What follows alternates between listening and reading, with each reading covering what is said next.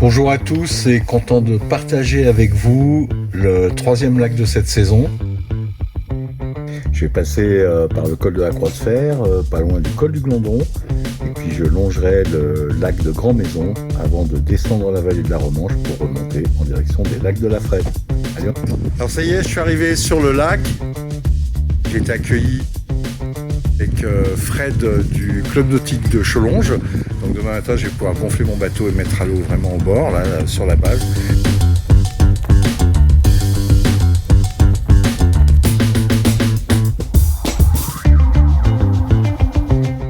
Bon Olivier, merci pour le café. De rien, plaisir. Bonne journée à vous. Ouais. Mel et Stéphane, merci pour les infos poissons du lac.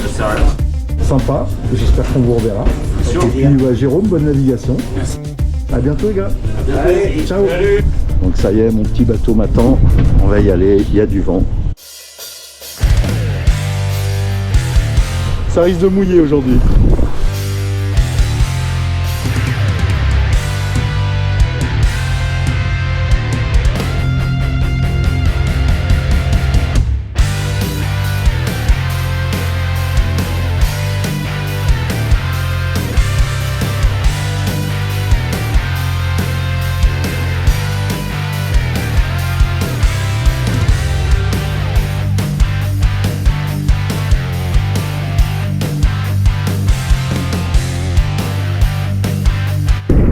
On est sur un lac qui fait 2 km 700 de longueur, 600 mètres de large et une profondeur de 39 mètres au maximum.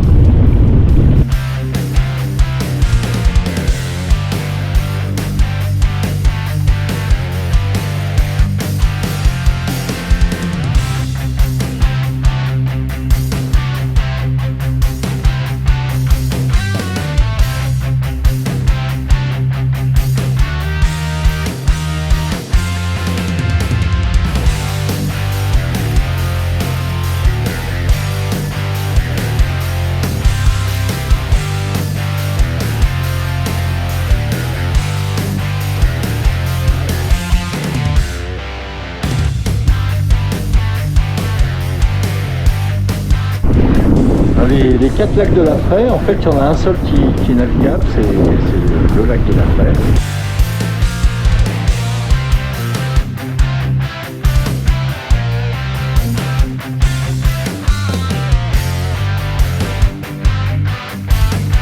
Je suis impressionné par la température de l'eau.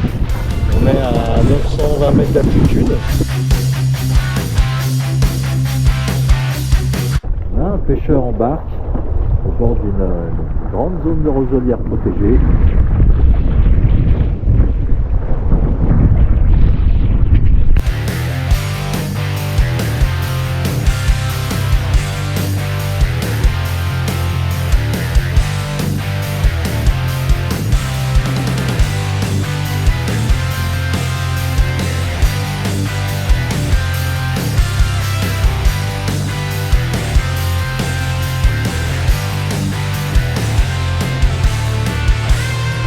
Là on a quelques foulques,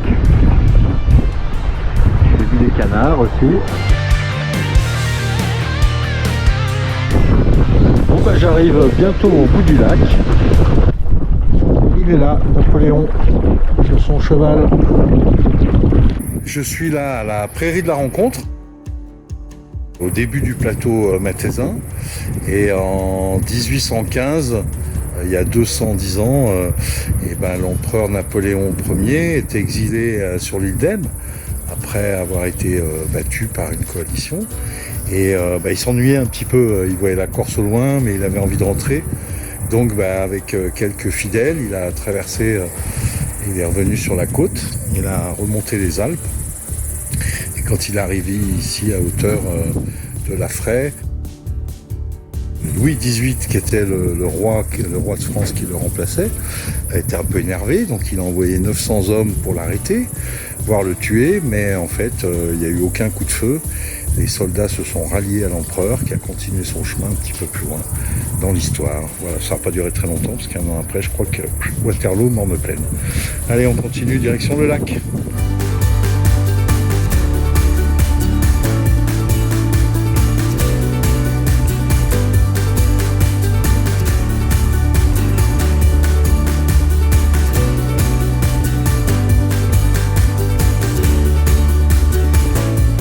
Au nord du lac, il y a des jolies petites plages ombragées.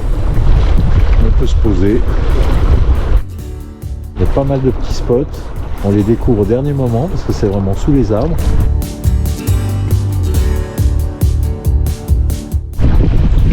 Voilà, il y a 4 bouées, on dirait une prise d'eau.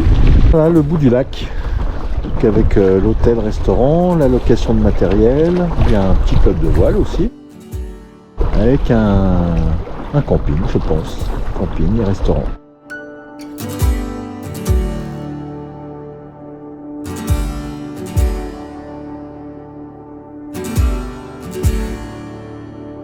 Maison avec un garage à bateau couvert, un petit port privé.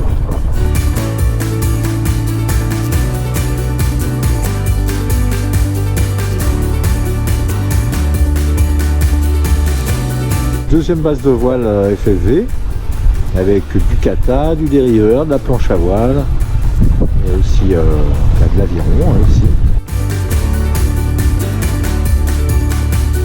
Des macroules, à ne pas confondre avec les poules d'eau.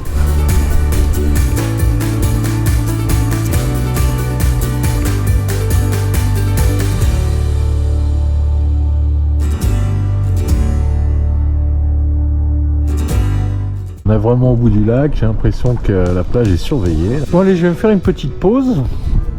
Le vent s'est quand même bien calmé. Il y a vraiment des petits coins de paradis. Il n'y a pas besoin d'aller très loin pour être au bout du monde.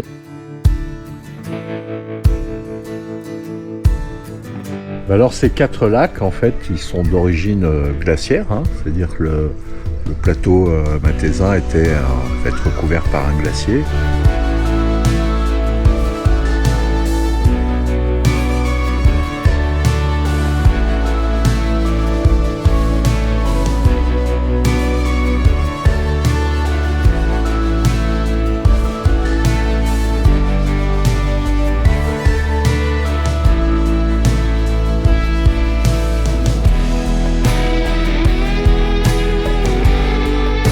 Allez, départ tout au portant.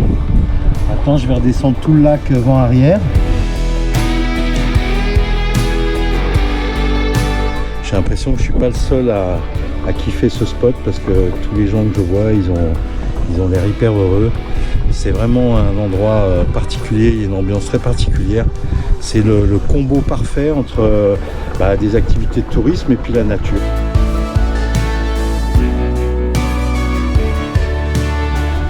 Beau view, dégagé des nuages.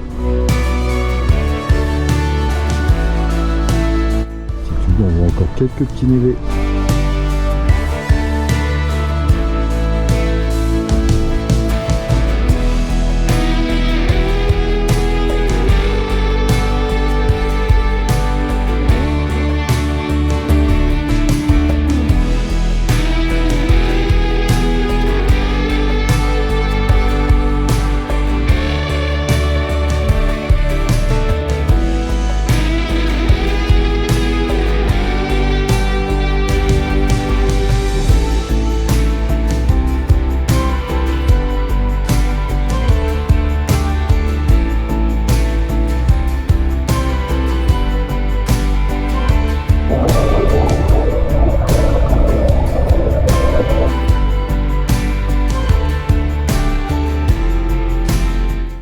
Allez, c'est reparti, vent de travers, là, le vent se lève, vent arrière, ça commence à être chaud.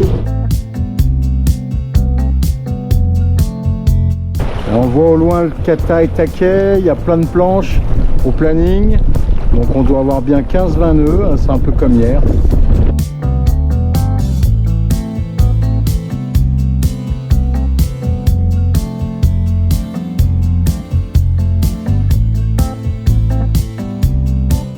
Bon, alors c'est sûr qu'ici le vent dominant c'est le nord, même si aujourd'hui c'est une grosse tendance ouest, mais avec la montagne qui est ici, forcément le vent il est canalisé, il y a un effet venturi. Bon, quand on commence à voir des dériveurs des salles, des catamarans qui se retournent avec un 5S, il est plus sage d'aller se mettre à l'abri quand même.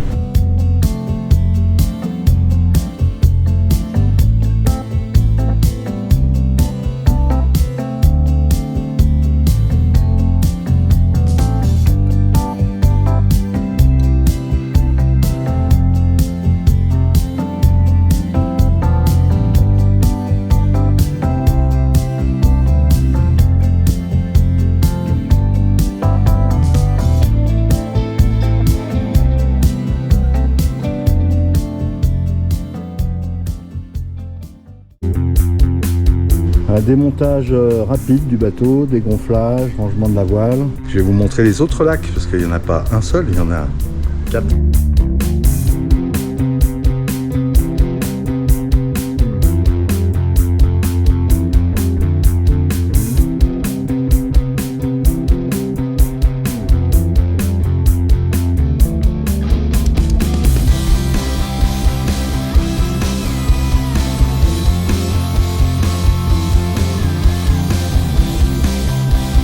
Alors voici le 4e des lacs, le lac Mort. Bah lui on se baigne pas, on navigue pas. C'est un lac qui turbine 650 mètres plus bas dans une centrale, donc ça produit de l'électricité.